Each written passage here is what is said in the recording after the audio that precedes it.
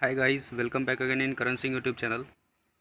SSC GD के medical examination में अभी जो ये मेडिकल चल रहे हैं, इसमें एनेक्चर फॉर्म को लेकर बहुत ज़्यादा डाउट है। तो डाउट इसमें मेनली क्या है कि जो ओबीसी से हैं, एससी एसटी से हैं और ईडब्ल्यूएस से हैं, तो इनमें मेनली है कि जो सबसे एनेक्चर को लेकर सबसे बड़ा डाउट है कि एनेक्चर मुझे देना है या नहीं देना है, कि मैं इस कैटेगरी से हूँ।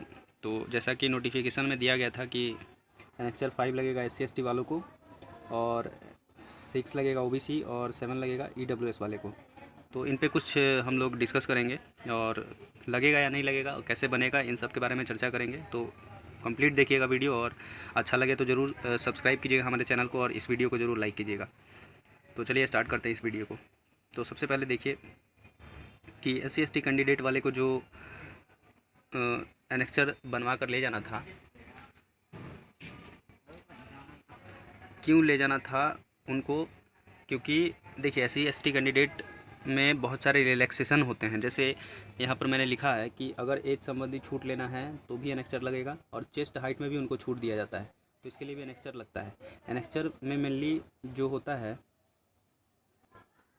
ये इस बात की प्रामाणिकता देता है कि आप इस मतलब कैटेगरी से बिलोंग कर रहे हो। अगर एससी एसटी के हो तो अगर आप एनेक्चर बनवा कर ले जाओगे तो इस बात की प्रामाणिक सत्यता की जांच होती है कि आप इस कैटेगरी से बिलोंग कर रहे हो।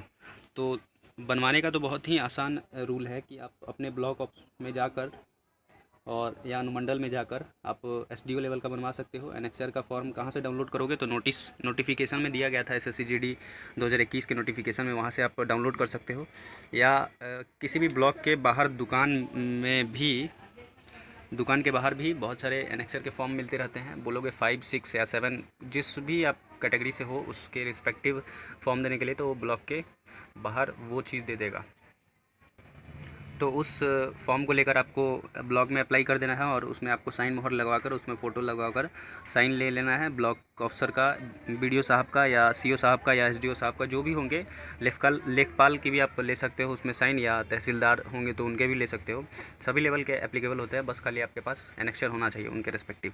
अब देखिए एससी एसटी कैंडिडेट को इसलिए मैंडेटरी था क्योंकि इनके पास रिजर्वेशन होता है, बहुत सारा रिजर्वेशन इनको सीख किया जाता है, दिया जाता है। तो जैसे कि एज में अगर छूट है तो लगेगा ही, और चेस्ट हाइट में अगर दिया जा रहा है तो लगेगा ही। अब देखिए इसमें चेस्ट हाइट में या एज में कैसे रिलैक्सेशन होता है। मान लीजिए जिस टाइम कि जब फॉर्म अप्लाई हो रहा था तो उसके टाइम आपकी एज 22 साल से ज़्यादा हो रही थी, तो उस टाइम आप रिलैक्सेशन के लिए यस किए होगे, तो इसीलिए इसमें एनेक्चर फॉर्म लिया जाता है।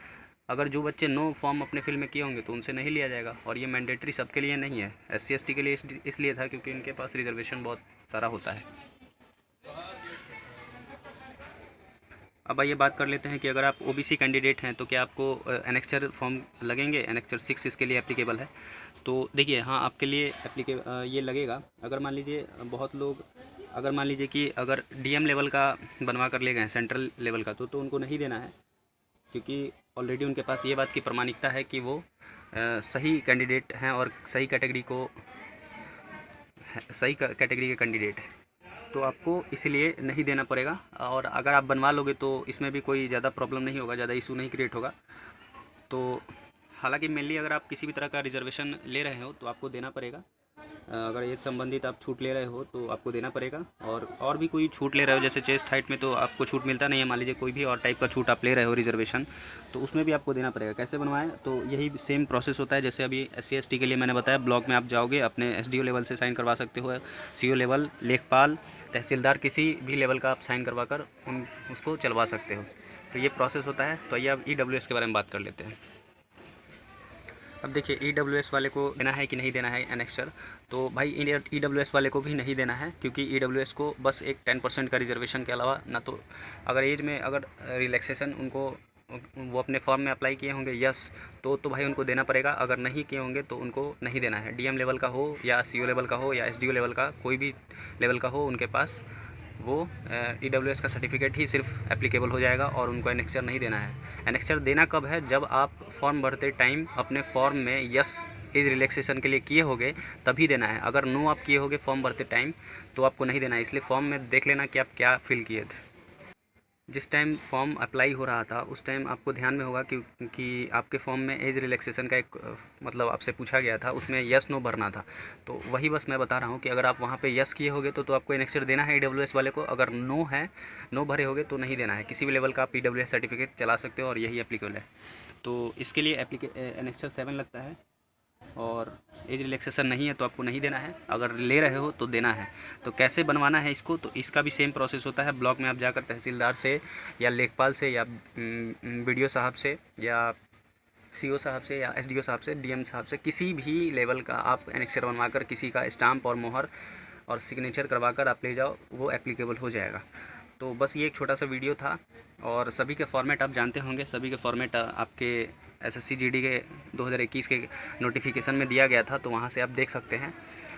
और इसके अलावा भी इसके रिलेटेड कोई भी डाउट्स है आपके, तो आप ज़रूर कमेंट कीजिए इस वीडियो में, और आपका रिप्लाई ज़रूर दिया जाएगा। तो ये वीडियो कैसा लगा ज़रूर बताइएगा, एक लाइक ज़रूर कर दीजिएगा इस वीडियो को। हमारे चैनल पे अगर नए हैं तो ज़रूर सब्सक्राइब कर लीजिए। इसी तरह के इन्फॉर्मेटिव वीडियो आपको मिलती रहेंगी यहाँ पर। तब तक के लिए जय हिंद।